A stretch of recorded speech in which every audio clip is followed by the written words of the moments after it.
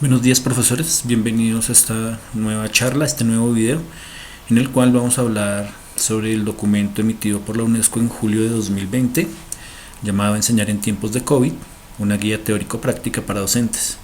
Aquí lo que vamos a mirar es la propuesta que la UNESCO hace para que tengamos en cuenta durante los procesos de gestión escolar, que pueden ser muy útiles también para 2021. Cuando estudiamos el documento podemos observar que nos habla sobre una serie de tareas de los docentes que han cobrado importancia en la educación remota. Una de ellas es el uso pedagógico de las tecnologías digitales. Por otro lado, tenemos la creación y gestión de canales de comunicación sincrónicos y asincrónicos. La creatividad para resolver diferentes retos bajo la situación actual. El diseño de planes o guías de trabajo para el desarrollo del aprendizaje autónomo de nuestros estudiantes. La elección y seguimiento de las estrategias de evaluación para la educación no presencial. La priorización de los contenidos, temas o procesos a priorizar en la enseñanza. El trabajo autónomo y cooperativo. La contextualización de los conocimientos y el cómo relacionamos los temas, conocimientos y procesos. Pero antes de iniciar es importante que identifiquemos cuáles son algunas de las dificultades encontradas en el proceso de educación remota. Algunas son el acceso limitado a las tecnologías de comunicación en los contextos rurales, la falta de acompañamiento y los problemas de comunicación con las familias, el nivel de escolaridad alcanzado por algunos padres de familia que impide que hagan un acompañamiento efectivo de las labores académicas de sus hijos, la falta de compromiso de algunas familias y en algunos casos de los estudiantes, y nos encontramos con que sobre los procesos académicos o educativos de los niños priman muchas veces las prioridades familiares, que se ha disparado el trabajo infantil, la deserción, el problema de las poblaciones flotantes, de esos niños y familias que se trasladan continuamente de población por el trabajo, los problemas por disfunción familiar y algunas ideas imaginarios familiares. También otro de los problemas ha sido la generación de canales de comunicación logísticos e infraestructuras que sean acordes o adecuadas para los procesos que estamos llevando a cabo. En algunos casos estas infraestructuras o canales son inexistentes. También nos podemos encontrar problemas por la falta de capacitación o conocimiento sobre los procesos de educación bajo el esquema de no presencialidad que poseen algunos docentes. El poco o nulo conocimiento sobre estrategias de enseñanza, aprendizaje y evaluación adecuadas para la educación remota. Algunas ideas e imaginarios de la comunidad educativa sobre cómo se debe enseñar y evaluar, cómo aprenden los estudiantes, qué se debe enseñar, qué se debe evaluar, las dificultades para trabajar de forma colaborativa, dificultades para acceder y manejar herramientas tecnológicas, dificultades para desarrollar y hacer seguimiento a mallas curriculares, planes de aula, proyectos, sistemas de evaluación, problemas con las gestiones administrativas y académicas y problemas para gestionar el trabajo, el tiempo y los horarios. Dentro del documento se nos habla de algunas características de la educación no presencial. Entonces, primero que todo, pues lo que vemos es que el docente y el estudiante no interactúan de forma constante y fluida. Esto hace que el estudiante deba construir su conocimiento de forma autónoma, que no haya una disponibilidad inmediata para observar, preguntar, corregir, orientar, realimentar, valorar, evaluar, y que las familias se hayan visto obligadas a intervenir y a acompañar de forma más cercana el proceso. También podemos ver que una de las características es que los materiales didácticos cobran especial relevancia en el proceso de aprendizaje, ya que se convierten en un elemento mediador entre el docente y el estudiante en los procesos de enseñanza y aprendizaje y evaluación. Es a través de estos materiales didácticos que el docente intenta llevar su voz al estudiante. Estos materiales en general deben fortalecer el diálogo entre docentes y estudiantes, ya que el docente hace presente su voz por medio de ellos. Los materiales didácticos desde ese punto de vista pues deben ser provistos por la institución o ser de fácil consecución por parte de las familias de los estudiantes. Se deben promover vías o canales de comunicación adecuados para que el proceso no se vea truncado. Se hacen seguimientos personalizados para orientar y atender las necesidades de los estudiantes y se hace necesaria una interacción más estrecha entre instituciones educativas, municipales, regionales, comunidades y familias para poder hacer que estos procesos de educación remota sean viables. También en este documento se plantea un decálogo del trabajo del docente en tiempos de COVID-19. En este decálogo podemos ver que Una de las primeras cosas que deberíamos hacer es establecer estrategias de colaboración con el equipo directivo y los docentes del centro educativo. Que deberíamos identificar la situación particular de cada estudiante y su familia. Que es necesario priorizar contenidos. Que se deben definir sistemas de comunicación con estudiantes y sus familias. Que es necesario seleccionar y preparar material didáctico que permite el autoaprendizaje. Que se deben tutorizar y elaborar propuestas de refuerzo educativo, planes individuales, adaptaciones curriculares, ayudas específicas para aquellos estudiantes que presentan mayores dificultades. Y que es necesario evaluar el proceso de enseñanza y aprendizaje. Cuando hablamos de la colaboración y coordinación del equipo docente, lo que tenemos que ver es que es necesario facilitar la comunicación entre todos los miembros del equipo docente, potenciar esos vínculos de comunicación que existían antes y hacerlos más fuertes ahora, que debemos unir esfuerzos, de tal forma que siempre busquemos dar respuestas oportunas, respuestas de calidad y efectivas ante los retos que impone la educación remota. Para ello, es necesario unificar los criterios en relación con los contenidos de aprendizaje que se deben priorizar. Debemos elaborar nuevos protocolos institucionales para la comunicación con las familias y estudiantes, a fin de garantizar la protección de datos de los menores. También es necesario diseñar nuevos protocolos institucionales para la comunicación interna entre los docentes y directivos, a fin de registrar y hacer transparentes las formas de vinculación con los estudiantes y las familias. También se deben establecer mecanismos institucionales para conocer la situación de los estudiantes y socializar la información entre los docentes. Se debe compartir información relevante sobre los procesos de estudiantes y sus familias. Es necesario socializar todas esas respuestas educativas dadas a los diferentes desafíos pedagógicos que se han planteado durante esta situación extraordinaria. Es importante realizar reuniones periódicas para elaborar estrategias de intervención conjunta ante situaciones particulares que se han venido presentando. También es importante utilizar las mismas aplicaciones para llevar adelante el trabajo docente, a fin de favorecer la comunicación y el trabajo colaborativo. Por último, es necesario que compartamos material didáctico. Cuando hablamos de la situación particular del alumnado, se nos recomienda que generemos estrategias y canales de comunicación que nos permitan establecer las condiciones del hogar de cada estudiante, la conectividad, los datos de contacto, los recursos disponibles para el aprendizaje con que cuentan los estudiantes y con los que cuenta la institución, los aprendizajes alcanzados por los estudiantes y las dificultades encontradas, cuál es el estado de los procesos académicos anteriores, las afectaciones económicas familiares y la situación epidemiológica que existe en cada familia. Cuando hablamos de cómo se redefinen los contenidos de enseñanza, encontramos que no es posible enseñar todo lo que hemos previsto para un año.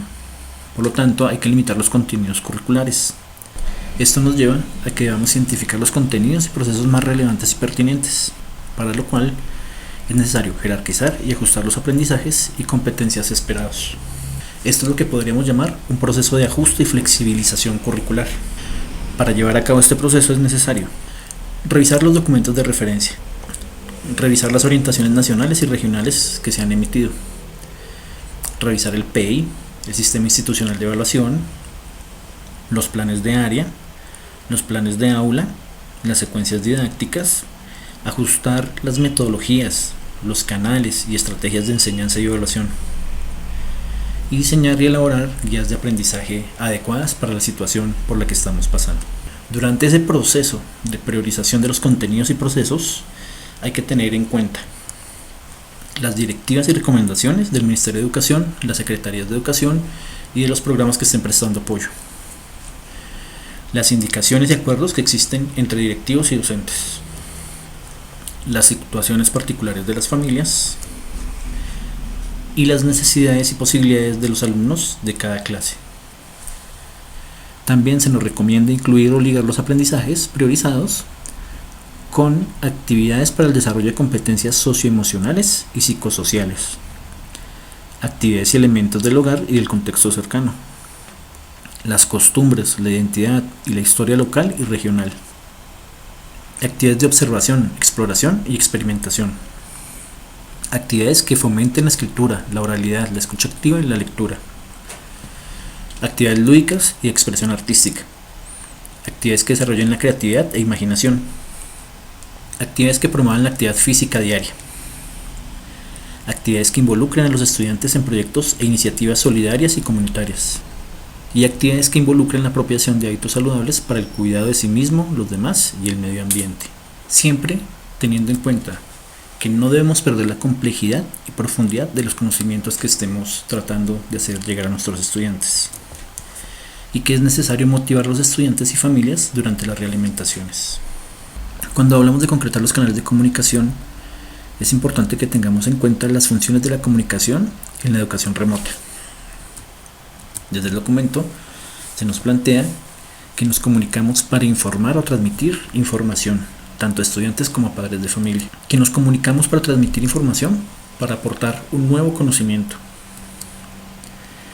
Que nos comunicamos para modificar una conducta, para que se produzca un cambio de comportamiento o una rutina.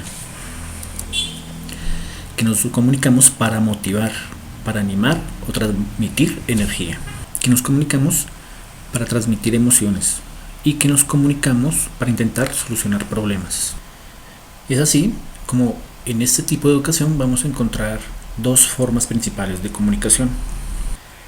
La sincrónica, que es cuando tenemos comunicación directa con nuestros estudiantes o padres de familia y se nos aconseja que lo utilicemos para resolver dudas sencillas, transmitir mensajes breves y en especial para motivar, dar ánimo, alentar y mostrar cercanía.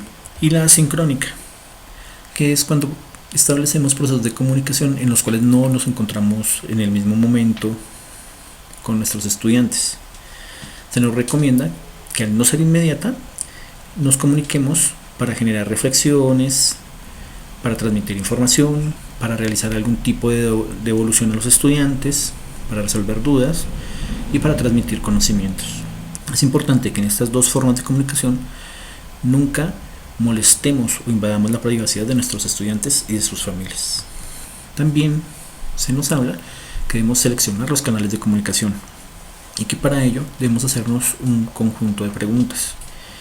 Entre ellas estarían si nuestros estudiantes tienen conectividad y cuál es la calidad de la conexión a internet que tienen, cuáles son los tipos de planes que tienen, cómo les están dando uso, si tienen dispositivos digitales, qué tipo de tecnología existe en su casa, qué artefactos tecnológicos, radio, televisión, teléfono tienen en sus hogares y qué posibilidad de integración tengo con mis estudiantes en función de sus competencias y edades.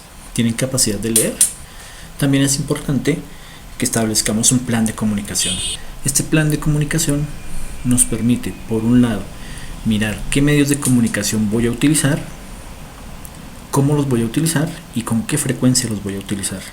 Por último, cuando hablamos de concretar los canales de comunicación, nos recomiendan elaborar protocolos donde se describan los canales de comunicación disponibles, los plazos de entrega de material, las frecuencias de intercambios, los horarios de conexión sincrónica y cualquier otra forma de relevancia que permita clarificar a los estudiantes el sistema de comunicación que hemos diseñado. Disponer de un protocolo de comunicación además nos permitirá organizar mejor los tiempos de trabajo docente y no abrumar a las familias y estudiantes con una comunicación excesiva. También nos dan una serie de recomendaciones generales para pensar la comunicación con los estudiantes y sus familias. Entre ellas están: se debe transmitir con claridad qué se espera de los estudiantes, cuándo y cómo realizar las actividades estipuladas. En el caso de los niños y niñas de nivel primario o inicial, se recomienda establecer vínculos mediados por algún adulto de referencia. También identificar una persona adulta de referencia para cada estudiante, con la cual establecer la comunicación. Solicitar conocer la disponibilidad de esa persona y acordar la modalidad de comunicación que se va a llevar. Es importante hacer un seguimiento sobre la efectividad de la comunicación y detectar situaciones particulares donde no se esté garantizando toda la comunicación que es necesaria. Además, identificar y alertar a las autoridades educativas sobre las situaciones particulares en donde no se esté garantizando una comunicación efectiva. Cuando hablamos de los materiales didácticos en la educación a distancia, existen unos aspectos claves en la elaboración del material didáctico.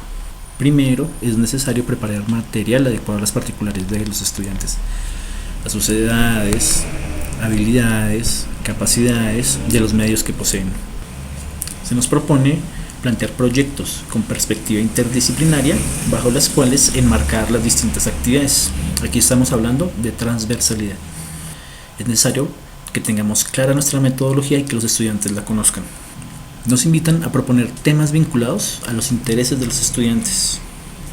También a motivar a través del material, ya sea con frases, mediante un diseño atractivo y entretenido. También es necesario planificar tareas breves y con indicaciones claras. Y contemplar estrategias de registro de las actividades por parte del alumnado. Por ejemplo, portafolios, carpetas, diarios, bitácoras, álbumes, videos, audios, entre otros. Por ello, también se nos hace la invitación a consultar los recursos educativos disponibles en la web, a crear nuestros propios recursos y contenidos digitales, a consultar la programación de los espacios de radio y televisión creados en cada región. También se nos invita a hacer uso de los materiales impresos que posee la institución y a consultar documentos de referencia. Y aún más importante, a que compartamos información y materiales con nuestros compañeros. Cuando abordamos la forma en que estamos llevando a cabo el seguimiento, la realimentación y la atención a la diversidad en las aulas, nos invitan a tener en cuenta una serie de tareas para guiar y orientar la educación remota.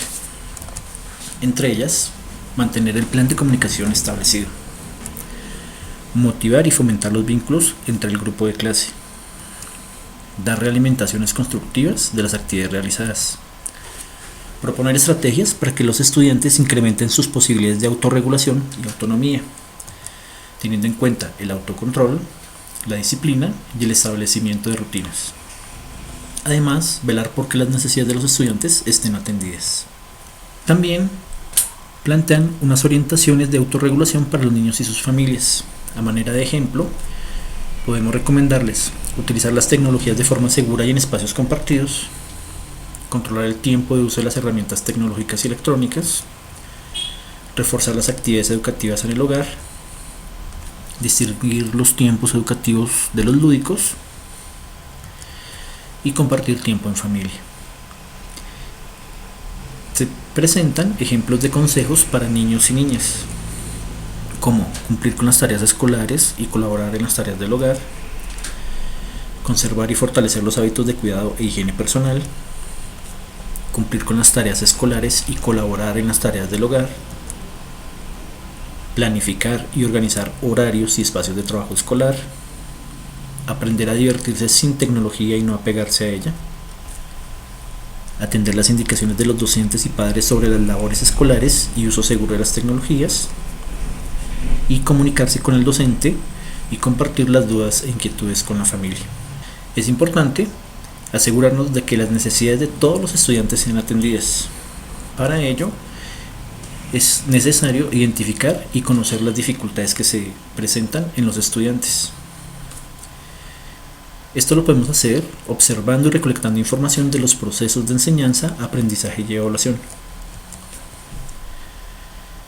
Con esta información buscaremos las dificultades que ya fueron identificadas presencialmente en el aula